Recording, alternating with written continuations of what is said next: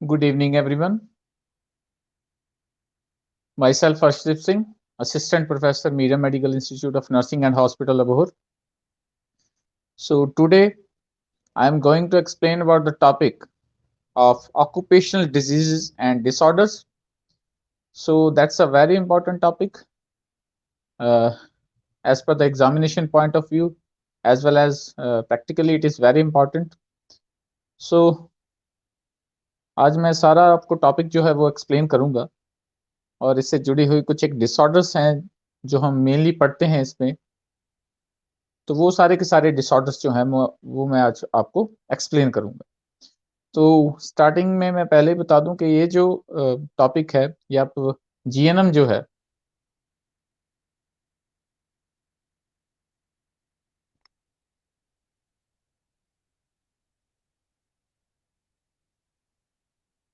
Okay, थोड़ा सा network issue हो सकता है तो इसलिए आपको हो सकता है मेरी आवाज़ ना पहुंचे, तो थोड़ा सा मैं एडजस्ट करने की कोशिश करूंगा फिर भी। ओके, सो टॉपिक की बात मैं कर रहा था, तो आज का जो टॉपिक है that is occupational diseases and disorders. तो ये जो टॉपिक है ये जीएनएम का जो कोर्स रहता है और बीएससी का और पोस्ट बेसिक का, तो इन तीनों में जो है वो बहुत ही एक इम्पॉर्टेंट टॉपिक के तौर पे हम इसको देखते हैं। सो ये एग्जामिनेशन पॉइंट ऑफ व्यू भी बहुत इंपॉर्टेंट है, क्यों? क्योंकि ये ऑक्यूपेशनल डिसऑर्डर्स हैं। जो लोग ऑक्यूपेशन में होते हैं, किसी जॉब में होते हैं, किसी मिल या फैक्ट्री में वर्क कर रहे होते हैं, जो हम एक कह सकते हैं कि कुछ एक डेंजरस सिचुएशंस में भी जॉब करते हैं, तो उससे जुड़े हुए कुछ एक डिसऑर्डर्स हैं जिनकी हम बात यहाँ पे करेंगे। Okay, so starting with the topic, first is the definition. What are occupational diseases and how can we define occupational disease?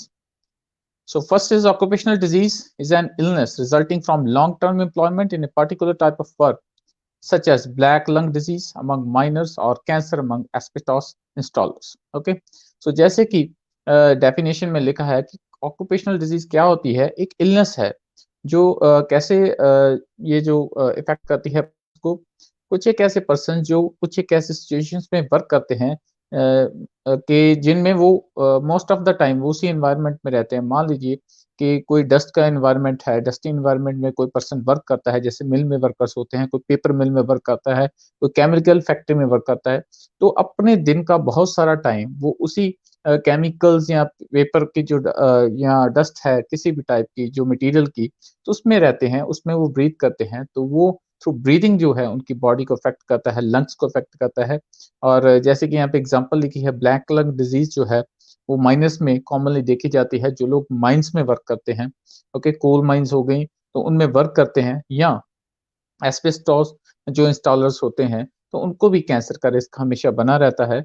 किस लिए बना रहता है? क्यों? क्योंकि वो बहुत एक लंबा टाइम जो है वो उस एनवायरनमेंट में रह रहे होते हैं, तो उनकी स्किन, लंग्स और बॉडी पार्ट्स या ऑर्गन सिस्टम जो है वो अफेक्ट होते हैं। ओके, तो एक स्पेसिफिक सिचुएशन में एक लॉन्ग टर्म ड्यूरेशन में रहने की वजह से जो डिजीज एक वर्कर को हो जाती है, तो उनको हम बोलते हैं ऑक्यूपेशनल डिजीजेस। ओके, बहुत सारी डिजीज हैं, वो मैं आपको आगे एक्सप्लेन करता हूँ। फर्स्ट इसमें हम बात करेंगे diseases due to physical agents. तो फिजिकल एजेंट्स हैं, फर्स्टली इसकी टाइप्स मैं आपको बता रहा हूँ। कौन कौन से फैक्टर्स हैं जो अलग अलग टाइप्स के जो डिजीजेस हैं वो कॉज करते हैं। तो फर्स्टली इसमें आ जाता है diseases due to physical agents. Okay, कुछ एक फिजिकल एजेंट्स हैं जो अलग से ऑक्यूपेशनल डिजीजेस और डिसऑर्डर्स को कॉज करते हैं। इनमें आ जाता है first is the heat. Heat क्या कॉज करेगी आगे, किस तरीके से अफेक्ट करती है बॉडी को physically? So it includes heat hyperpyrexia and heat exertion, heat syncope, heat cramps, burns and local effects such as prickly heat. Okay, तो जैसे कि हमें पता है अगर बहुत एक टाइम तक हम हीट में वर्क करते हैं, तो हीट जो है बॉडी को मेनली जो है स्किन को इफेक्ट करती है। बर्न्स उसकी एक मेजर जो है एक हम आगे चल के एक कह सकते हैं कि बॉडी को इफेक्ट करती है। तो बर्न्स उसमें एक रिजल्ट निकल के आता है कि बॉडी की जो स्किन है वो बर्न होनी स्टार्ट हो जाती है। Okay, so as a physical agent, first physical agent is heat. Second is the cold. Cold include trench foot, frostbite, chilblains. इसमें से जो फ्रॉस्ट बाइट है वो एक बहुत इंपॉर्टेंट हम आगे कंडीशन जो है वो बहुत एक पॉपुलर रहती है कि कोल्ड एनवायरनमेंट के कारण जो है फ्रॉस्ट बाइट जो है वो इसकी सिचुएशन देखने को मिलती है, कंडीशन देखने को मिलती है। ओके,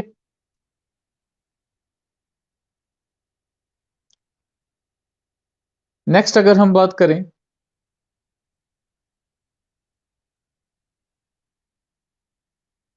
थोड़ा सा बीच में नेटवर्क का इशू है। ओके, सो नेक्स्ट अगर हम बात करते हैं तो इसमें आ जाता है लाइट। लाइट, तो लाइट जो है वो भी एक फिजिकल एजेंट के तौर पे वर्क करती है, जैसे कि इसमें अगर हम बात करें तो ऑक्यूपेशनल कैटरैक्ट जो आई से जुड़ी हुई एक डिसऑर्डर है, माइनस निस्टैग्मस, ये भी एक डिजीज है जो आईसाइट से जुड़ी हुई है, और आगे चल के जो है एक्सेसिव लाइटनिंग या बहुत ही कम लाइटनिंग में अगर कुछ एक वर्कर्स वर्क करते हैं तो उनमें जो है दिखने को हमें मिलती है। Next is pressure. प्रेशर जो है वो आगे चल के एक फिजिकल एजेंट के तौर पे भी वर्क करता है। तो ये आगे कौन कौन सी डिजीजेस कॉज करता है, जैसे कि एयर एम्बोलिज्म है, ब्लास्ट है, कैजन्स डिजीज है। ओके, ब्लास्ट, और इसको अगर हम सिंप्लीफाई करें तो एक्सप्लोजन है, that will lead to the injuries और even can cause death. Okay, next is the noise. Noise जो है ऑक्यूपेशनल डेफनेस जो है, सुनने की जो जो हम कह सकते हैं कैपेबिलिटी है बहुत सारे पर्सन्स में, अगर वो किसी ऐसे एनवायरनमेंट में वर्क कर रहे हैं जहाँ पे मशीन्स जो हैं उनका जो नॉइस है बहुत ज़्यादा है, और अगर डेली वो 6 to 7 आवर्स या 8 to 10 आवर्स जो है उन्हीं मशीन्स में वर्क करते हैं, तो उनकी जो सुनने की पावर है वो धीरे धीरे डिक्रीज होती रहती है कुछ एक ईयर्स में, एंड एंड रिजल्ट में वो डेफ भी हो सकते हैं, उनको सुनने की उनकी जो कैपेबिलिटी है वो खत्म भी हो सकती है। ओके, सो ये भी एक फिजिकल एजेंट के तौर पे वर्क करता है। Next is the radiation. Radiation जैसे कि हमें पता है कि जैसे कि cancer, leukaemia, aplastic anaemia, pancytopenia. Okay, तो अलग अलग जो कैंसर्स हैं, जैसे कि स्किन कैंसर है, और टाइप्स के कैंसर है, ब्लैडर कैंसर है, तो रेडिएशन जो है आगे चल के कॉज करती है अलग अलग टाइप के कैंसर। जो भी पर्सन यहाँ पे वर्क करते हैं इसमें ऐसे रेडिएशंस में वर्क करते हैं, जैसे कि मैं एक छोटी सी एग्जांपल आपको दे दूं कि जो भी पर्सन डायग्नोस्टिक टेस्ट करते हैं, जैसे कि सीटी स्कैन, एमआरआई, एक्सरेज करते हैं, और पर्सन जो उस क्योंकि हर एक मशीन में रेडिएशंस रहती हैं, तो आपने देखा होगा कि वो एक स्पेसिफाइड रूम में बैठ के ये सारे टेस्ट करते हैं, ताकि वो रेडिएशन के जो इफेक्ट में ना आ सके। अगर वो डेली जहाँ पे वो वर्क करते हैं तो रेडिएशन के इफेक्ट में रहेंगे, तो उनको खुद को भी कैंसर होने के चांसेस बहुत ज्यादा रहते हैं। Okay, so that is the perfect example for occupational cancers. Next is mechanical factors. So mechanical factors में जैसे कि हम मान के चलते हैं इंजरीज और एक्सीडेंट्स। मान लीजिए अगर कहीं पे वर्क कर रहे हैं, वर्कर्स वर्क करते हैं, तो मशीन्स के फॉल्ट के अगर कोई मशीन का पार्ट गिर जाता है बॉडी पर, तो इंजरी एक्सीडेंट होने के चांसेस होते हैं, इवन की डेथ भी बहुत सारे केसेस में हो जाती है। ओके, एंड लास्ट इसमें नेक्स्ट है जो इलेक्ट्रिसिटी। इलेक्ट्रिसिटी है that mainly relates with the Burns. तो जैसे भी अगर हम बात करें कि इलेक्ट्रिसिटी है अगर किसी भी आदमी को अफेक्ट करती है तो डायरेक्टली बर्न्स कर देती है बॉडी पे, और स्किन जो है वो बर्न हो जाती है। Okay, so that is the effect of electricity, जिसको हम कह सकते हैं कि एक फिजिकल एजेंट के तौर पे वर्क करती है। ओके, नेक्स्ट इसमें अगर हम बात करें, नेक्स्ट जो आ जाते हैं कुछ एक फिजिकल एजेंट्स है, इसमें गैसेस भी आती हैं, जैसे कि CO2, COH, CS2, NH3, N2, H2S, HCl, SO2, ऐसे कुछ एक स्पेसिफाइड गैसेस यहाँ पे मेंशन की गई हैं। तो अगर हम बात करें इसके अलावा भी बहुत सारी गैसेस हैं जो कि पॉइजनस हो सकती हैं, उनमें ब्रीथ करने की वजह से बहुत सारे पर्सन जो हैं उनको अलग अलग डिजीजेस हो सकती हैं, अनकॉन्शियस हो सकते हैं, उनकी डेथ भी हो सकती है। तो आपने देखा होगा कि बहुत सारे वर्कर्स हैं जैसे कि वो अगर ऐसी जगहों पर काम करते हैं जहाँ पे गैसेस हैं उस एनवायरनमेंट में, और वो पॉइजनस हो सकती हैं, डेंजरस हो सकती हैं, तो वो मास्क और अदर इक्विपमेंट जो है पर्सनल प्रोटेक्टिव इक्विपमेंट्स का यूज करते हैं, और आगे चल के जो है वो उनसे बचे रह सकते हैं। ओके, तो गैसेस भी जो है वो हम कह सकते हैं कि एक तौर से फिजिकल एजेंट के तौर पे वर्क करती हैं। ओके, और आगे चल के बॉडी को इफेक्ट करती हैं। Next is dust. डस्ट जो है अलग अलग टाइप्स की हो सकती है, और एक डिसऑर्डर है जो मेनली हम बहुत ही पॉपुलर डिसऑर्डर काउंट करते हैं, न्यूमोकोनियोसिस। ओके, तो ये आगे चल के मैं थोड़ा सा आपको एक्सप्लेन करूंगा। फॉर द टाइम इसका एक नाम मैं आपको बता रहा हूँ। इसमें अलग अलग टाइप्स हैं, जैसे कि इनऑर्गेनिक डस्ट है। ओके, इसमें आगे चल के जैसे कि कौन कौन सी टाइप की डस्ट जो है आगे कौन सा डिसऑर्डर कॉज करती है, ये आप थोड़ा सा ध्यान से पढ़िएगा, क्योंकि ये वाई पॉइंट ऑफ व्यू बहुत इंपॉर्टेंट है। कि कोल डस्ट जो है वो एंथ्राकोसिस नाम का डिसऑर्डर डिजीज जो है वो कॉज करती है। सेकंड इसमें सिलिका है, that will cause silicosis. Asbestos है, एस्बेस्टोसिस और कैंसर लंग नामक डिसीज जो है वो कॉज करेगी। नेक्स्ट है iron, that will cause siderosis. Okay, तो ये सारी थी इनऑर्गेनिक डस्ट से जुड़ी हुई डिजीजेस जो आगे चल के पर्सन को इफेक्ट करती हैं। Okay, next is organic dust और वेजिटेबल, हम इसको बोल सकते हैं। ओके, तो इसमें कौन कौन से टाइप आ जाती हैं, जैसे कि first is cane fibre. cane fiber that will cause bagasosis and cotton dust cane fiber that is sugar cane fiber। Okay, इसमें पूरा है जो वो शुगर केन का नाम आएगा। और ये बहुत ही इंपॉर्टेंट है, एंट्रेंस एग्जामिनेशन में बहुत बार ये क्वेश्चन पूछे जाते हैं। बैगासोसिस और बिसनोसिस में स्टूडेंट्स कंफ्यूज रहते हैं, तो ये एंट्रेंस एग्जाम में पूछे जाते हैं। शुगर केन फाइबर से होने वाली डस्ट से होने वाली डिजीज जो है उसका नाम है बैगासोसिस, और कॉटन जो डस्ट है उससे कॉज होने वाली डिजीज का नाम है byssinosis. Okay, next is tobacco. Tobacco जो है वो आगे टोबैकोसिस जो है वो कॉज करेगा। नेक्स्ट इसमें अगर हम बात करें तो हे और ग्रेन डस्ट जो है तो वो आगे चल के जो डिसऑर्डर या डिजीज कॉज करते हैं उसका नाम है farmer's lung disease. Okay, so ये कुछ एक एग्जांपल्स थी और फिजिकल एजेंट्स की टाइप थी।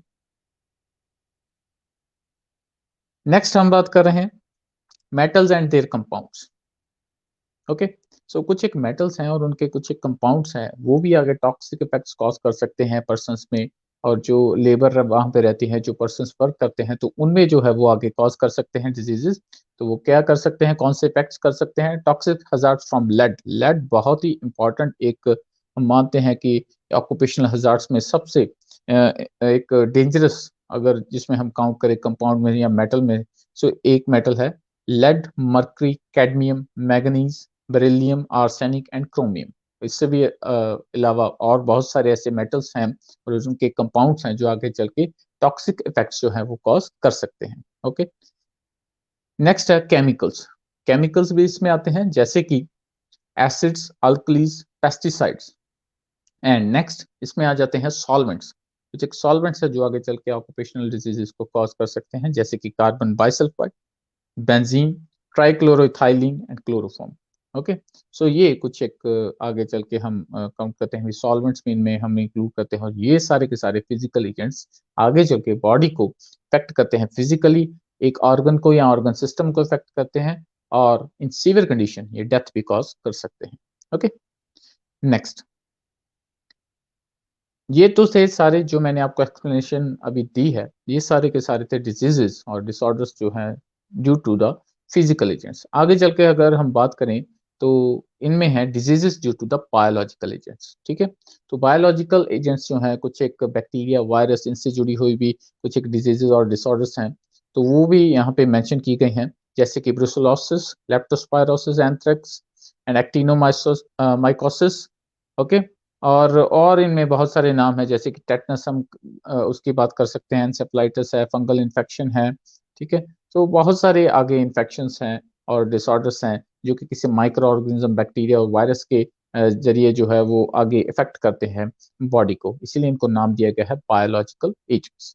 ओके, इसमें आगे चल के अगर हम बात करें तो कुछ एक और टाइप्स हैं ऑक्यूपेशनल डिसऑर्डर्स की, जैसे कि ऑक्यूपेशनल कैंसर्स आ जाते हैं।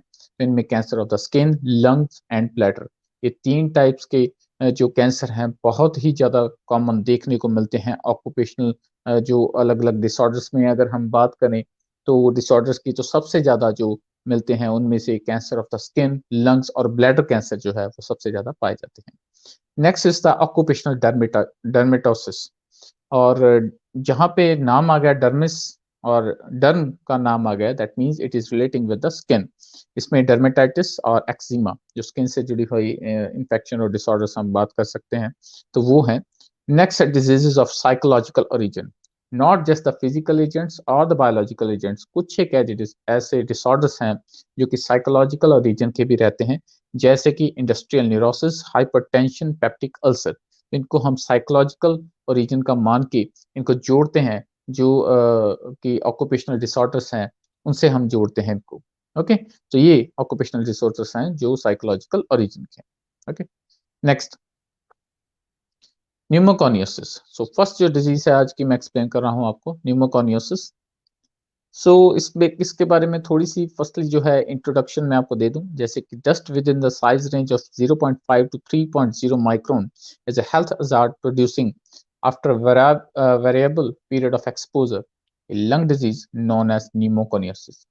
वो डस्ट की वो रेंज जो कि जिनका साइज जो है 0.5 से लेके 3.0 माइक्रोन तक होता है, तो वो आगे चल के एक चीज को कॉज करते हैं जिसका नाम है न्यूमोकोनियोसिस। और जैसे कि वर्ड आ गया Numa, that means it is relating with the, it is a disorder that will relate with the lungs of the respiratory system, okay, which may gradually cripple a man by reducing his work capacity due to lung fibrosis। जैसे कि मैंने आपको पहले बताया, Numa का word आ गया तो lungs के ऊपर ये इफेक्ट करेगा। तो इसका मतलब है लंग फाइब्रोसिस हो जाती है एंड अदर कॉम्प्लिकेशन, और भी इसके अलावा जो कॉम्प्लिकेशंस हैं वो भी हो जाती हैं।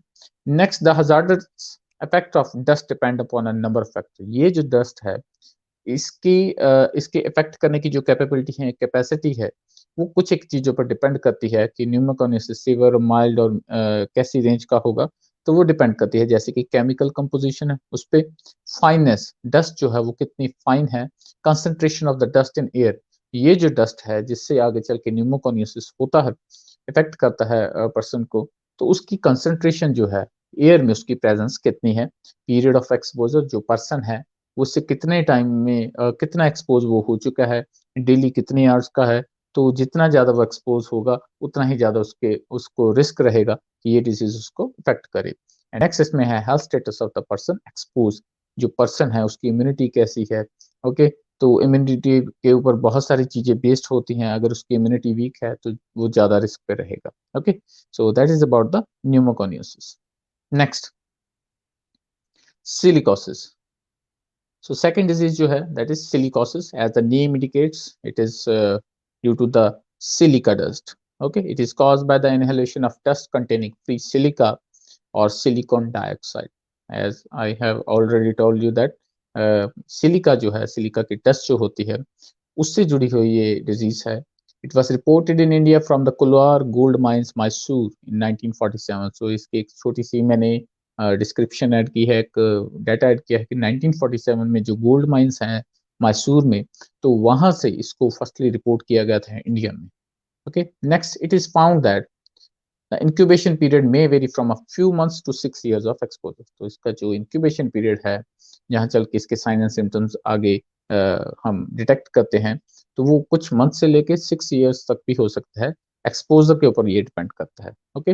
Next, the practices are ingested by the phagocytes which accumulate and block the lymph channel. जो बॉडी में लिम्फ चैनल्स अवेलेबल रहते हैं और होते हैं, उनको ये ब्लॉक कर देती है। ये डिजीज में लिम्फ चैनल्स जो है वो ब्लॉक हो जाते हैं। Pathologically silicosis is characterised by dense nodular fibrosis and the nodules ranging from 3 to 4 millimeter in diameter. Nodules appear होने स्टार्ट हो जाते हैं, लिम्फ चैनल्स जो है वो ब्लॉक हो जाते हैं, और 3 to 4 millimeter डायमीटर में जो है वो नोड्यूल्स अपीयर होते हैं, okay.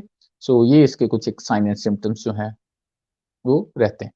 Next, some of the early manifestations are irritant cough, dyspnoea and on exertion and pain in chest. ये इसके मेजर साइन एंड सिम्टम जो हैं जिनकी अगर हम बात करें, इरिटेंट कफ, डिस्निया और पेन इन चेस्ट जो है, अगर किसी में प्रेजेंट है, जो पर्सन वर्क कर रहा है सिलिका इंडस्ट्री में, तो हो सकता है उसको सिलिकोसिस की डिजीज हो या वो उससे इफेक्ट हुआ हो।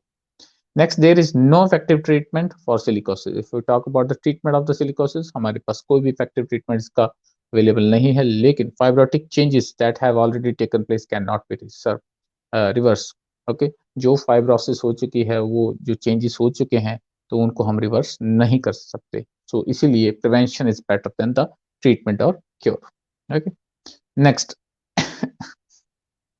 नेक्स्ट अगर हम इसकी बात करें, जैसे मैंने आपको बताया कि इसका हमारे पास इफेक्टिव ट्रीटमेंट अवेलेबल नहीं है, तो इसलिए ट्रीटमेंट के से पहले हमें इसको प्रिवेंट ही कर लेना चाहिए। जैसे जैसे कि the only way that silicosis can be controlled is by rigorous dust control measures. तो सिलिका की जो डस्ट है उससे आगे चल के सिलिकोसिस होती है। तो अगर हम डस्ट को ही कंट्रोल कर रहे हैं, तो इसका मतलब ये है कि आगे चल के वो डस्ट जो है एनवायरनमेंट में होगी नहीं, एक्सपोजर होगा नहीं, तो आगे सिलिका की सिलिकोसिस जो है वो किसी को इफेक्ट नहीं कर पाएगी, उसका एजेंट जो है वो प्रेजेंट ही नहीं होगा, ओके। फॉर एग्जाम्पल, इसके लिए क्या क्या हम ट्रीटमेंट मेजर्स कर सकते हैं कंट्रोल मेजर के लिए? Substitution, complete enclosure, isolation, hydroblasting, good housekeeping and personal protective measure. इनमें से सबसे ज़्यादा एक इम्पॉर्टेंट है पर्सनल प्रोटेक्टिव इक्विपमेंट्स और मेजर्स।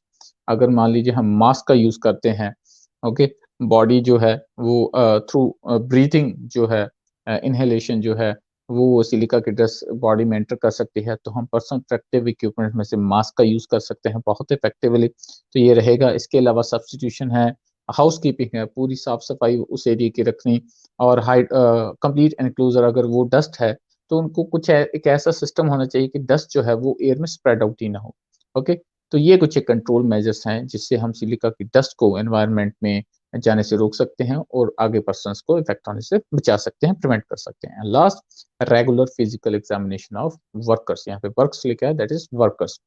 तो फिजिकल एग्जामिनेशन जो है वर्कर का वो टाइम टू टाइम करवाते रहें, क्योंकि हमें पता लग जाएगा अगर हम फिजिकल एग्जामिनेशन करेंगे किसमें साइन एंड सिम्पटम्स किसी में अगर प्रेजेंट हैं, तो हम उनको टाइम पे प्रिवेंट कर सकते हैं। आगे चल के कुछ एक ट्रीटमेंट फैसिलिटी से हम उनको प्रोवाइड करवा सकते हैं। Okay, so that was all about silicosis. Next is the anthracosis. Okay, so next है एंथ्राकोसिस। Anthracosis क्या है? Previously, it was thought that pulmonary anthracosis was inert, and studies indicate that there are two general phases in coal miners. So, anthracosis जो है वो coal dust से जुड़ी हुई है। ओके, तो इसके बारे में बताया जा रहा है कि इसके दो अलग-अलग फेजेस हैं, जैसे कि the first phase is labelled simple pneumoconiosis. Okay, तो इसमें जो है दो अलग-अलग फेजेस हैं। तो फर्स्ट को जो हम बोलते हैं that is simple pneumoconiosis which is associated with little ventilatory impairment. तो फर्स्ट में जो फेज में जो है वेंटिलेशन है उसमें थोड़ी सी जो है वो इम्पेयरमेंट आ जाती है। ओके, जो साइनस सिम्पटम है जैसे डिज़नी है, कफ है, ये सारी चीज़ें अपीयर होनी स्टार्ट हो जाती हैं। सेकंड फेज़ जो है इसमें अगर हम बात करें फर्स्ट फेज़ में ही अगर, तो दिस फेज़ में require about 12 years of causes and severe respiratory disability and frequent results in premature death.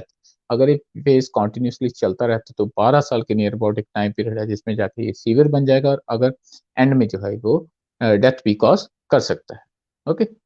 Next, the second phase is characterized by progressive massive fibrosis, and the simple pneumoconiosis has been attained in the coal worker. A progressive massive fibrosis may develop out of it without further exposure to it. अगर हम second में बात करें तो यहाँ पे fibrosis second phase में वो डेवलप हो जाती है, आगे चल के वो इफेक्ट कर सकती है बॉडी को और ब्रीदिंग पैटर्न को बहुत ज़्यादा इफेक्ट कर सकती है, और आगे चल के जो है ये सीवियर कंडीशन में भी चेंज हो सकती है। ओके, सो ये दो फेजेस हैं जो एंथ्राकोसिस में हमें देखने को मिलते हैं। Next is the byssinosis. Next अगर हम बात करें एक डिजीज की, तो दैट इज बिसनोसिस। तो थोड़ा-सा मैंने आपको पहले बताया था, तो इसमें हम थोड़ा-सा आगे मैं आपको एक्सप्लेन कर रहा हूँ। बिसनोसिस क्या है? Is due to the inhalation of cotton fibre dust over long periods of time, and the symptoms are chronic cough and progressive dyspnea ending in chronic bronchitis and emphysema. Okay, so जैसे कि हमें पता है bronchitis जो है वहाँ पे जो है अगर हम बात करें तो ब्रीथिंग इम्पेयरमेंट हो जाती है। ओके, सो आगे चल के जो है ये कॉटन फाइबर की डस्ट जो है वो अगर बॉडी में अंदर चली जाती है थ्रू इनहेलेशन और द थ्रू रेस्पिरेशन अगर हम बात करें, तो आगे चल के कॉटन फाइबर की डस्ट जो है ये बिसनोसिस नाम की डिजीज को कॉज करती है, और साइन एंड सिम्पटम्स आपको मैंने बता दिए हैं जैसे कि डिस्निया, क्रोनिक ब्रोंकाइटिस जो कि ब्रोंक्यूल्स के ऊपर इफेक्ट करता है, आगे चल के एल्वियोलिस पर भी इफेक्ट करता है, और एम्फाइसीमा नाम की डिसीज जो है वो हो जाती है, emphysema. Okay, so that was all about the byssinosis. Byssinosis और बैगासोसिस की अगर हम बात करें तो इनका प्रिवेंशन ऑलमोस्ट सेम ही रहेगा। ओके, सो नेक्स्ट जो है दैट इज बैगासोसिस। बैगासोसिस क्या है? It is the name given to an occupational disease of a lung caused by the inhalation of baggies or sugar cane dust. Okay, so बैगासोसिस है। सो अगर हम बात करें बिसनोसिस थी, वो थी कॉटन फाइबर डस्ट से, और बैगासोसिस जो है वो है शुगर केन डस्ट से। ओके, सो रूट ऑफ जो है अगर हम बात करें मोड ऑफ ट्रांसमिशन जो है, मोड जो है वो डिजीज का अफेक्ट करने का वो सेम है। ओके, सो इसमें अगर नेक्स्ट हम बात करते हैं तो bagassosis has been shown to be due to the thermophilic actinomycete for which the name thermoactinomyces sacchari was suggested. Okay, तो ये नाम दिया गया है, अगर हम बात करें कि एक एजेंट के तौर पे वर्क करता है, तो उनको नाम दिया गया है थर्मोफिलिक एक्टिनोमाइसिन, ओके? सो इनके ज़रिए जो आगे चल के वो डिज़ीज़ जो है वो पर्सन को अफ़ेक्ट करती है। And the symptoms consist of कौन क्या-क्या सिम्पटम्स हैं पेगासोसिस में, शुगर केन जो डस्ट रहती है, तो उससे आगे चल के क्या-क्या साइन एंड सिम्पटम्स जो है वो सामने आते हैं। So as the name indicates, ये भी जो डिज़ीज़ है, आगे चल के डस्ट की एक डिज़ीज़ है, तो ये भी आगे चल के रेस्पिरेटरी सिस्टम को अफ़ेक्ट करती है। इनके सिम्पटम्स जो हैं, वो है breathlessness, cough, haemoptysis and slight fever, okay? So breathlessness क्योंकि रेस्पिरेटरी सिस्टम का एक डिसऑर्डर है, डिज़ीज़ है, कफ है और haemoptysis, blood in sputum and slight fever जो है इसके सिम्पटम्स रहते हैं, okay? Next, initially there is an acute diffusion bronchiolitis, and if treated early, there is resolution of the acute inflammatory condition of the lung, and if left untreated, there is diffuse fibrosis, emphysema, and bronchiectasis. Okay, तो अगर हम बात करें कि अगर हम इसका treatment कर देते हैं या ट्रीटमेंट अवेलेबल हो जाता है, तब तो हम कंडीशन को किसी हद तक कंट्रोल कर सकते हैं।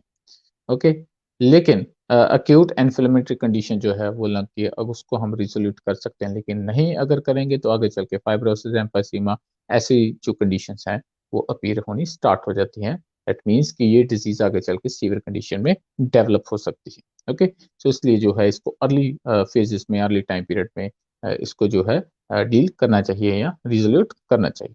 ओके, तो ये थी बैगासोसिस और बेसिनोसिस से जुड़ी हुई डिसीज़ के बारे में एक्सप्लेनेशन। अगर हम इनको प्रिवेंट करना चाहते हैं, तो क्या-क्या प्रिवेंटिव मेजर्स होने चाहिए? तो उनके बारे में मैं बात करूँगा। सो it includes the dust control. First इसमें आएगा डस्ट कंट्रोल।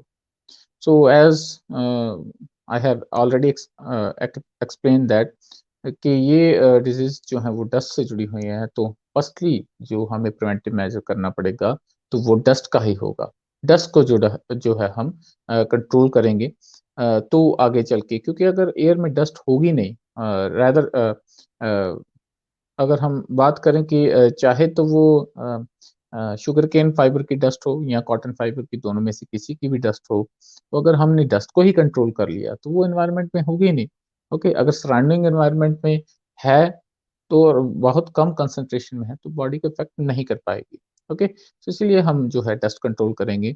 ओके, तो फर्स्ट इसका मेजर रहता है dust control. It includes measures for the prevention and suppression of dust such as wet process. Wet process मतलब कि जो डस्ट है उसको उड़ने ना दिया जाए। ओके, कुछ हम जैसे कि अगर डस्ट उड़नी भी है, तो अगर कोई मटेरियल है तो उसको गीला कर लें, ताकि कोई भी चीज़ को अगर हम गीला करते हैं तो उसमें से अगर कोई धूल है, तो वो मिट्टी है, वो ऐसी चीज़ें उड़ती नहीं है। अगर वो सराउंडिंग एनवायरनमेंट में उड़ेंगी नहीं, तो वहाँ हम इन्हेल नहीं होंगी। Okay, and closed apparatus exhaust ventilation. Okay, अगर हम कोई ऐसी प्रोसेस है जैसे शुगरकेन है और कॉटन फाइबर की है, तो उनको पाइप्स के थ्रू हम क्रॉस करा सकते हैं, ताकि डस्ट अगर उड़े भी तो वो पाइप्स के थ्रू हो, एंड क्लोज्ड apparatus हो। ओके, और एग्जॉस्ट वेंटिलेशन भी होनी चाहिए, ताकि जो जहाँ पे वो वर्कर्स वर्क करते हैं वहाँ पे वो इन्हेलेशन से बचे रहें ऐसी डस्ट की, और आगे चल के जो है वो डस्ट जो है वो सराउंडिंग एनवायरनमेंट में प्रेजेंट ना हो। ऐसे हम डस्ट कंट्रोल कर सकते हैं। Next is personal protection. तो पर्सनल प्रोटेक्शन हम कैसे कर सकते हैं? पर्सनल प्रोटेक्टिव इक्विपमेंट्स के थ्रू, जैसे कि ये इंक्लूड करेंगे मास्क और रेस्पिरेटर्स विद मैकेनिकल फिल्टर्स और विद ऑक्सीजन और एयर सप्लाई में भी नेसेसरी। ओके, इसमें वो सभी के सभी जो पीपीईज जिनको हम बोलते हैं, मास्क आ जाते हैं, रेस्पिरेटर्स आ जाते हैं। ओके, तो ये सारी चीज़ें इंक्लूड होनी चाहिए, ताकि हमारा रेस्पिरेटरी सिस्टम है वो इफेक्ट होने से बचा रहे। Next is medical control. Initial medical examination and periodical medical checkup of the workers are indicated. Time to time, ये बहुत ही इम्पोर्टेंट मेजर है, इंटरवेंशन है in case of the occupational disorders कि जितने भी वर्कर्स हैं उनका टाइम टू टाइम मेडिकल जो है, हम बात करें कि जो एग्जामिनेशन है वो टाइम टू टाइम होना चाहिए, ताकि हमें सिम्टम्स अगर किसी में अपीयर हो भी रहे हैं तो हम उसको इनिशियल फेज पर डील कर सकें, टैकल कर सकें। Next is the baggage control by keeping the moisture content above 20% and spraying the baggage with 2% propanoic acid widely। Okay, तो यहाँ पे जो है कि अगर हम बैगेज जो है, जो डस्ट रहती है शुगर केन की, अगर हम उसको वेट प्रोसेस में रखें तो वो उड़ेगी नहीं, उसकी जो डस्ट है वो उड़ेगी नहीं सराउंडिंग एनवायरनमेंट में, वो आगे हम पर्सन्स को प्रिवेंट कर सकते हैं कि वो आगे चल के उस डिजीज़ से बच सकें। बैगेज कंट्रोल इसको हम बोलते हैं। 2% प्रोपेनोइक एसिड जो है वो हम उसके ऊपर स्प्रे करके जो है बैगेज को कंट्रोल कर सकते हैं। ओके? मॉइस्चर कंटेंट को इंक्रीज़ करके 20% पर। Okay, so that was the preventive measure for the bagasosis or bisonosis. Okay, next is the asbestosis. Asbestosis क्या है? Is the commercial name given to a certain type of fibrous materials. They are the silicates of varying composition. The silica is combined with such bases as magnesium, iron, calcium, sodium and aluminium. कुछ एक fibrous material है जिसको हम नाम देते हैं asbestosis. एस्पेटॉस, okay. और ये आगे चल के बहुत सारी मटेरियल्स में हम इसका यूज़ करते हैं कुछ एक मटेरियल्स बनाने के लिए। सो जैसे कि कंबाइन किया जाता है इसको, सिलिका जो है इसका जो कंबाइन किया जाता है मैग्नीशियम, आयरन, कैल्शियम इनसे हम जोड़ के और प्रोडक्ट्स को जो है बनाते हैं। Asbestos is of 2 types, 2 type का रहता है ये, सर्पेंटाइन और crystallite variety and amphibole type. Asbestos is used to in the manufacture of asbestos content fireproof textiles. Okay, तो ये इसके कुछ एक यूजेस हैं कि एस्बेस्टॉस कहाँ पे यूज किया जाता है। रूफ टिलिंग वहाँ पे यूज किया जाता है, brake lining and gaskets. Okay, so इसके कुछ एक यूज हैं, फायरप्रूफ टेक्सटाइल्स बनाने के लिए हम इसका यूज भी करते हैं। और ये भी एक अगर हम बात करें कि डस्ट के तौर पे है, तो इसका भी प्रिवेंटिव मेजर ऑलमोस्ट जो है वो पहले जैसे हमने बैगासोसिस, बिसनोसिस के पढ़े हैं वैसा ही रहेगा। तो इसमें फिर भी कुछ एक पॉइंट्स लिखे हुए हैं जैसे कि use of safer types of asbestos, हम उस टाइप का एस्बेस्टॉस यूज़ करें जो कि ज़्यादा सेफर है। ओके, इसमें नाम आता है chrysotile and amosite. Next is substitution of other insulants जैसे कि glass fibre, mineral, wool, calcium, silica, plastic foams. अगर हम एस्पेटॉस की जगह किसी और चीज़ का भी अल्टरनेटिव उसको मिक्स करके भी यूज़ कर सकते हैं, सब्स्टिट्यूशन भी कर सकते हैं, तो उससे भी हम एस्बेस्टोसिस से जो लेबर है या वर्कर्स हैं उनको बचा सकते हैं। नेक्स्ट राइगरस डस्ट कंट्रोल, जैसे कि हमने बैगासोसिस बिसनोसिस में पढ़ा है कि इसका डस्ट को कंट्रोल करना through the wet process. Next is the periodic examination of the worker. Same ये लाइन जो है हमने पहले भी पढ़ ली है कि जो वहाँ पे वर्कर्स रहेंगे जो एस्बेस्टॉस इंडस्ट्री में वर्क करेंगे तो उनका टाइम टू टाइम है कि वो हम वर्कर्स का एग्जामिनेशन करते रहेंगे ताकि आगे चल के उनके बारे में हमें ये पता लगता रहे कि जो उनमें कुछ सिम्पटम्स अपीयर तो नहीं हो रहे, अगर हो रहे हैं तो आगे चल के हम उनको जो है हम ये कर सकते हैं कि उनका पीरियोडिकल एग्जामिनेशन हमें ये बताएगा कि हम उनको डील भी कर सकते हैं। जैसे कि यहाँ पे हम क्लिनिकल एक्स-रे कर सकते हैं, लंग फंक्शन टेस्ट कर सकते हैं और लास्ट पॉइंट है कॉन्टिन्यूइंग रिसर्च। अलग-अलग मेथड्स हम ढूँढ सकते हैं जिससे कि हम एस्बेस्टोसिस को कंट्रोल कर सकें। Okay? So that was all about asbestosis.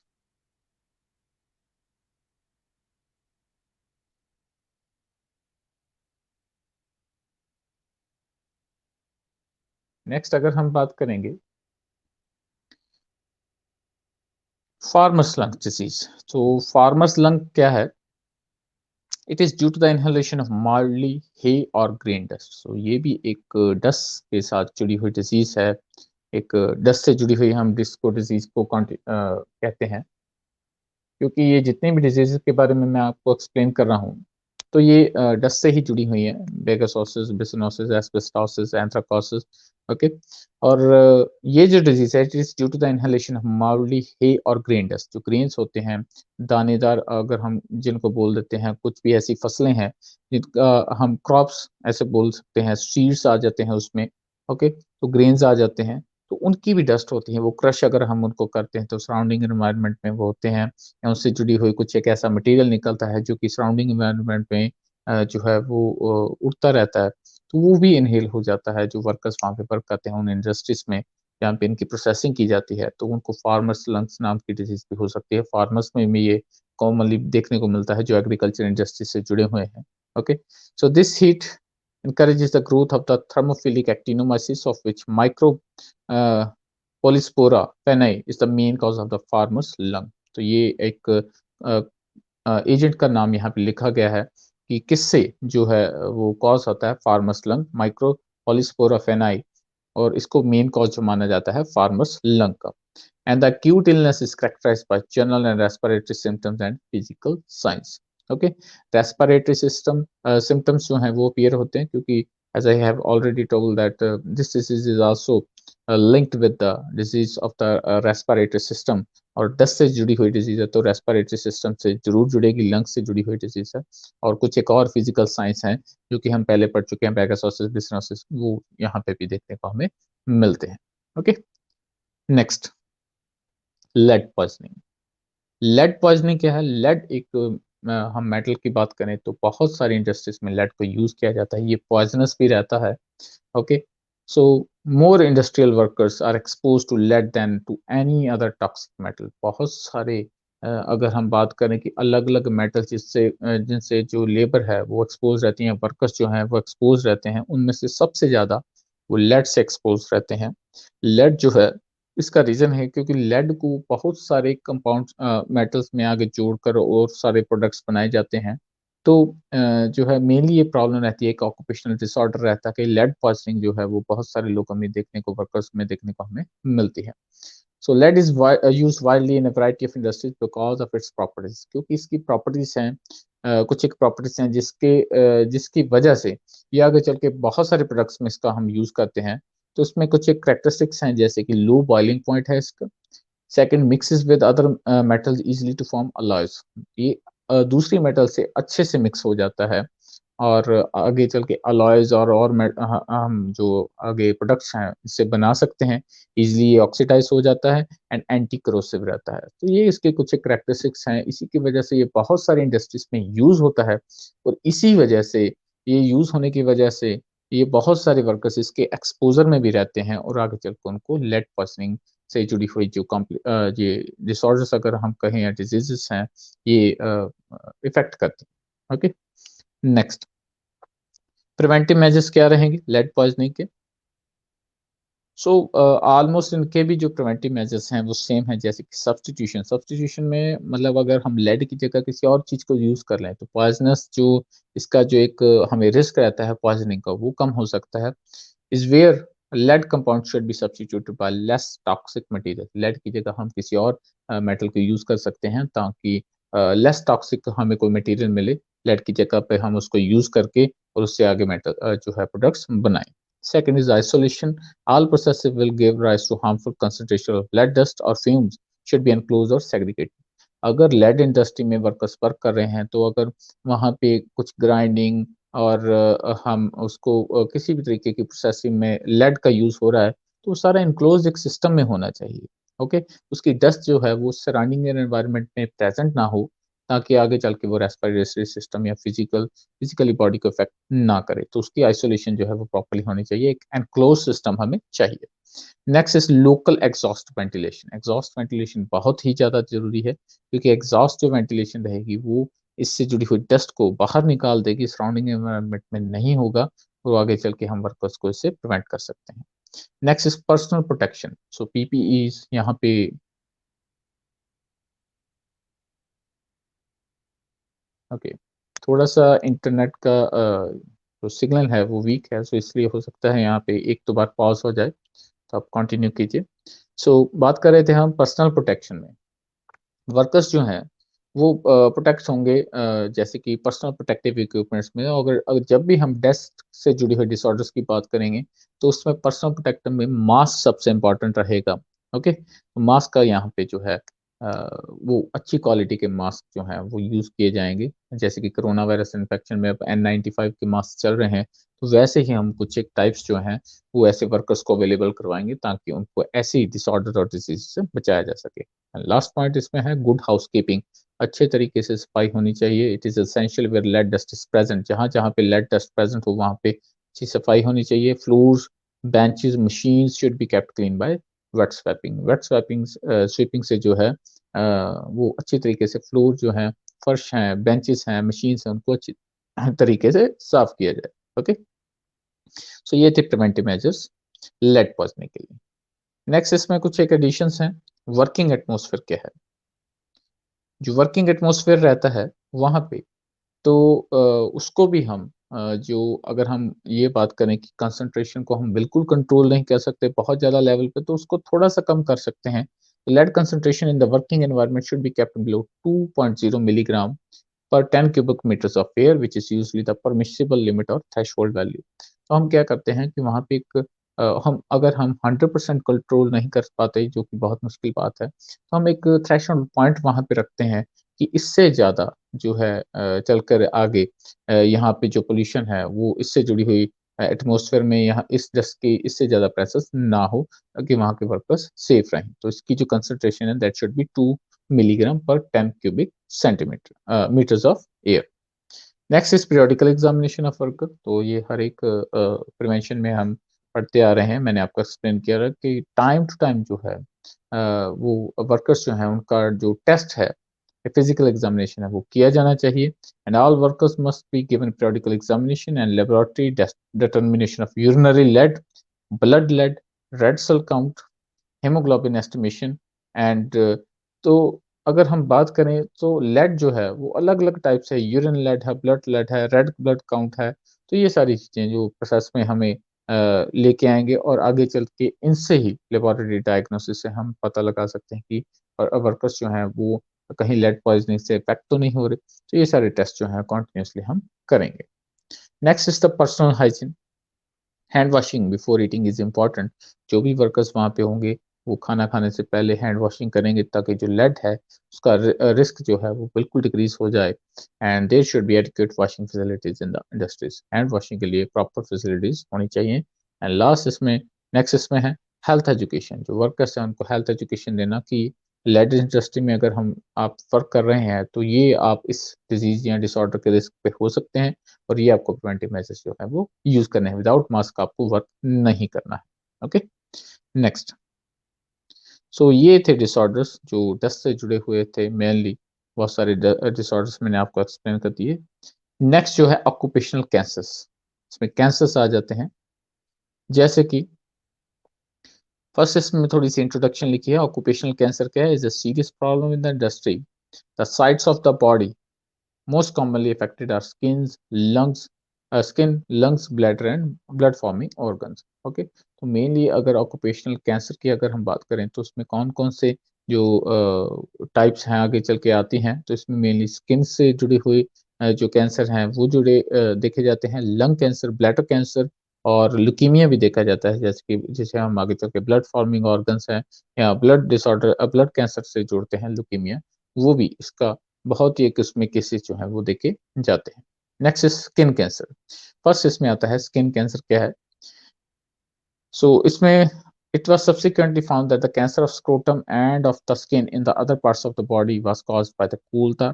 तो ये एक इंट्रोडक्शन लिखी है कि ये cool tar है, उससे आगे चल के जो है स्क्रोटम उसका कैंसर होता है। एक्सरे जो है सर्टेन ऑयल्स एंड डाइज उनसे होता है। Statistics now show that nearly 75% of occupational cancers are skin cancer। और एक हमारे पास डाटा अवेलेबल है कि 75% जो टोटल में से 75% कैंसर्स हैं ऑक्यूपेशनल कैंसर, उसमें से 75% जो है वो ऑक्यूपेशनल जो स्किन कैंसर्स होते हैं। Okay, skin cancers are an occupational hazard among gas workers. जो गैस वर्कर्स होते हैं उनमें coke oven workers, tar distillers, oil refiners, dye stuff makers जो डाइस बनाते हैं उनमें, road makers में, and in industries associated with the use of mineral oil, pitch, tar and related compound। जो इन इंडस्ट्री से जुड़े हुए हैं उनमें सबसे ज्यादा कैंसर जो है वो स्किन कैंसर देखा जाता है। ओके, इंडस्ट्रीज की मैंने एग्जांपल दे दिया आपको। ओके, अगर मैं आपको ये पढ़ा रहा हूँ, अगर आपकी कोई भी आपको वर्कर मिलता है जो इन इंडस्ट्रीज में वर्क करता है, तो आप उनको एजुकेशन दे सकते हैं, उनको चेक कर सकते हैं कि वो पर्सनल प्रोटेक्टिव इक्विपमेंट्स का यूज कर रहे हैं या नहीं कर रहे हैं, और इनसे चल के आगे वो आप उनको सेव कर सकते हैं ऐसे ऑक्यूपेशनल कैंसर और अदर टाइप के डिसऑर्डर्स और diseases. Next, lung cancer. Firstly skin cancer के बारे में मैंने बताया, नेक्स्ट आ गया है इसमें लंग कैंसर। तो लंग कैंसर क्या है?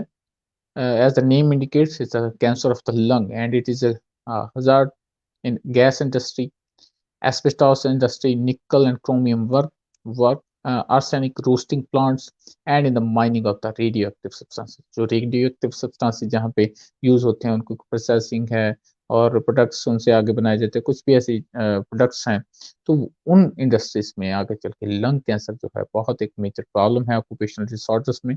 निकल क्रोमेट्स, एस्बेस्टोस, कोल तार, radioactive substances and cigarette smoking are proved carcinogens for lungs. So ये बहुत कुछ एक फैक्टर्स हैं, कुछ एक एजेंट्स हैं जो आगे चल के लंग का कैंसर कॉज करते हैं.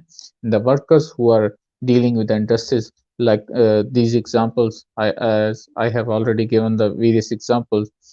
So जो वर्कर्स इन इंडस्ट्री से जुड़े हुए हैं वो आगे चल के इन कैंसर्स के रिस्क पे रहते हैं. Next, arsenic, beryllium, isopropyl oil are suspected carcinogens. So ये नाम लिखे हैं कुछ एक एजेंट्स के. प्रोडक्ट्स अगर हम इनको बोल दें कि आर्सेनिक, बेरिलियम, आइसोप्रोपाइल ऑयल हैं, ये कुछ एक ऐसी चीजें हैं जो कार्सिनोजेंस जिनको हम मानते हैं और आगे चल के लंग कैंसर जो है वो कॉज करते हैं वर्कर्स में. More than 9/10 of lung cancer is attributed to the tobacco smoking. ये हमें पता है कि टोबैको से आगे चल के जो है स्मोकिंग करने से लंग कैंसर हो जाता है. Air pollution and occupational exposure अगर रहता है तो बहुत सारे केसेस आगे चल के लंग कैंसर के हमारे सामने आते हैं. ओके, नेक्स्ट, कैंसर ब्लैडर और we can call it as the cancer of the bladder. It was first noted in man in aniline industry in 1895. Firstly इसको 1895 में तो एनालिन इंडस्ट्री में वर्क कर रहे पर्सन में फाइंड आउट किया गया था. In more recent years it was noted in the rubber industry. उसके बाद में रिसेंट जो ईयर्स हैं उनमें जो रबर इंडस्ट्री में वर्क कर रहे थे पर्सन तो उनमें ये देखा गया है. And it is now known that the cancer bladder is caused by aromatic amines, जो परफ्यूम्स और गैसियस सब्सटेंसेस बनाने में काम में आते हैं. तो उन वर्कर्स में भी देखा गया है कि एरोमेटिक अमाइंस जो हैं उनमें भी जो वर्कर्स वर्क करते हैं तो उनको भी आगे चल के ब्लैडर का कैंसर होने के चांसेस रहते हैं. उनमें ये जो केसेस हैं वो पाए गए हैं. The industries associated with cancer bladder are the dye stuff makers, जो डाइज बनाते हैं. तो नेक्स्ट इसमें rubber, gas and the electric cable industries जो है मेनली रबर से जुड़ी हुई जो इंडस्ट्री है उनमें ब्लैडर का जो कैंसर है वो देखने के केसेस बहुत ज्यादा सामने आते हैं. Okay, next is the leukaemia. Leukaemia जो ब्लड कैंसर रहता है तो ये भी एक ऑक्यूपेशनल डिसऑर्डर है, डिजीज है. सो इसमें है exposure to the benzol, roentgen, rays and radioactive substances give rise to leukaemia. तो इस जो ब्लड कैंसर है, ल्यूकीमिया है, वो कुछ एक ऐसे जो हम कह सकते हैं एजेंट से होता है जैसे कि बेंजोल है, कुछ एक रेडियोएक्टिव एजेंट्स हैं, रेज हैं उनसे. Benzol is a dangerous chemical and is used as a solvent in many industries. Benzol जो है कॉमन में यूज किया जाता है बहुत सारी इंडस्ट्रीज में. तो उससे आगे चल के ल्यूकीमिया जो है वो होता है. एंड ल्यूकीमिया में appear long after exposure has ceased. Leukaemia जो है ऐसे नहीं है कि एक्सपोजर के टाइम में, एक्सपोजर से काफी टाइम इसको लगता है. कुछ एक इसका इंक्यूबेशन पीरियड बहुत साल का रहता है और आगे चल के ल्यूकीमिया जो है वो डेवलप करता है. इट इंक्लूड्स द करेक्टरिस्टिक्स हैं कुछ एक ऑक्यूपेशनल कैंसर की, जैसे कि जितने भी मैंने आपको ऑक्यूपेशनल कैंसर के बारे में बताया तो इसमें ये है कि ऑक्यूपेशनल कैंसर की कुछ एक कॉमन करेक्टरिस्टिक्स हैं जैसे कि दे अपीयर आफ्टर प्रोलॉन्ग्ड एक्सपोजर. जितने भी ऑक्यूपेशनल कैंसर्स हैं वो ऐसा नहीं थोड़ी टाइम में एक्सपोजर के टाइम में हो जाते हैं. एक लंबा एक्सपोजर चाहिए कुछ एक साल का. जैसे कि the period between exposure and development of disease may be as long as 10 to 25 years. Okay, and this the disease may develop even after the cessation of exposure. जब जब एक्सपोजर है वो किसी भी एजेंट से जो कॉज करता है आगे कार्सिनोजेनिक एजेंट्स जो हैं, अगर उनसे एक्सपोजर खत्म भी हो गया है तो उसके बाद भी डिजीज जो है वो हो सकती है, इफेक्ट कर सकती है. एंड नेक्स्ट है the average age incidence is earlier than that for the cancer in the general. Okay, तो इंसिडेंस जो है इसका काफी रहता है. तो अर्लियर एज जो है उसमें देखने को ये जो है वो कैंसर्स अलग अलग टाइप के वर्कर्स में जो है मिलते हैं अर्ली एज में. ओके, नेक्स्ट है इंडस्ट्रियल कैंसर को हम कंट्रोल कैसे करेंगे. ओके, तो मैंने इस पीपीटी में ऐड किया है कि जो जो मैं डिजीज आपको बता रहा हूँ तो उसमें जो है कैसे कैसे हम आगे चल के इसके प्रिवेंशन भी कर सकते हैं या इनका ट्रीटमेंट कर सकते हैं, वो मैंने पीपीटी में कंटेंट इंक्लूड कर दिया है. तो मैं कंप्लीट नोट्स यहाँ पे आपको प्रोवाइड करवा रहा हूँ. इसमें आप डाउनलोड करके इनका प्रिंट भी निकाल सकते हैं. ओके, नेक्स्ट इसमें है कंट्रोल कैसे करेंगे इंडस्ट्रियल कैंसर को. तो कुछ एक इसके पॉइंट्स हैं जैसे कि एलिमिनेशन और कंट्रोल ऑफ इंडस्ट्रियल कार्सिनोजेंस. सो एक बेसिक पॉइंट है कि अगर हम फैक्टर को ही रिमूव कर दें, एजेंट को ही रिमूव कर दें तो हम बचा सकते हैं.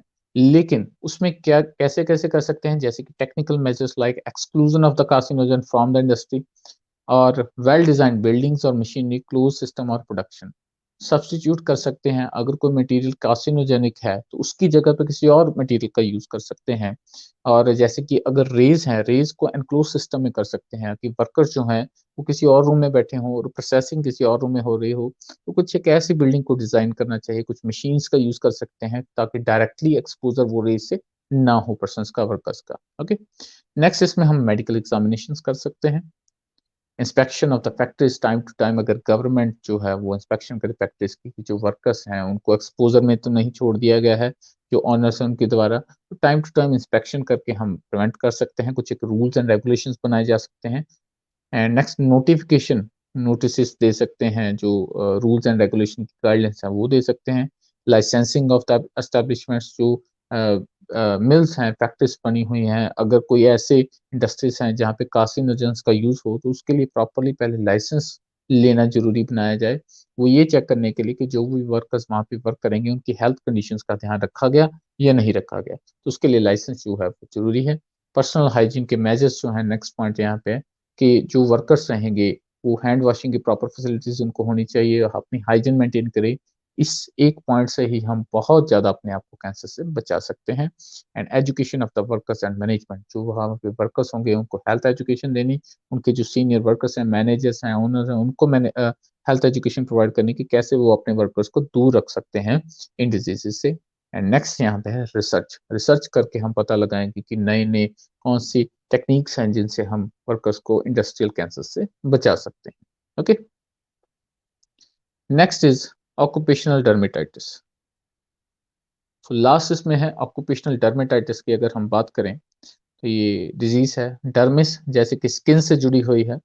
तो occupational dermatitis is a big health problem in many industries. Cancer के बारे में मैंने आपको बता दिया। तो नेक्स्ट है डर्मेटाइटिस, स्किन से जुड़ी हुई है। The causes may be physical, heat, cold, moisture, friction, pressure, x-ray and other rays. तो ये सारे जो हैं आगे चल के अगर हम बात करें कि हीट है, कोल्ड है, मॉइस्चर है, ये आगे चल के स्किन को अफ़ेक्ट करते हैं।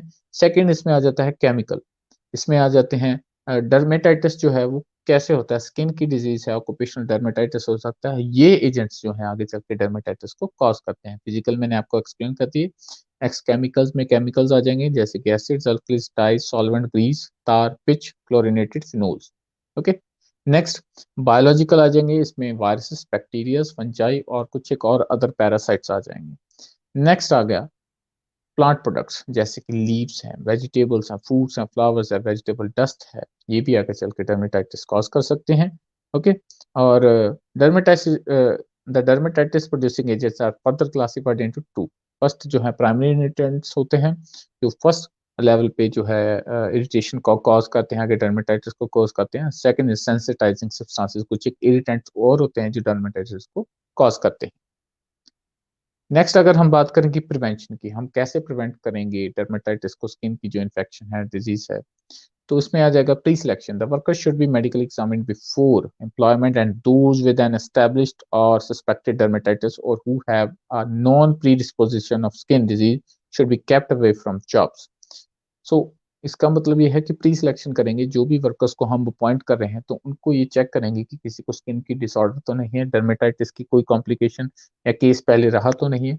अगर है, तो अगर है, तो हम उनको बाकी वर्कर से अलग करेंगे, उस जॉब के लिए उनको सूटेबल काउंट नहीं किया जाएगा। नेक्स्ट सेकंड है, या उनको अलग से जो है वो एक स्पेसिफिक प्रिकॉशंस जो है हम लेके वर्क करेंगे।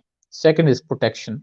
The workers should be given adequate protection against direct contact by protective clothing, long leather gloves, aprons and boots. ये इसमें हम बात कर रहे हैं पर्सनल प्रोटेक्टिव इक्विपमेंट्स की, पीपीईज।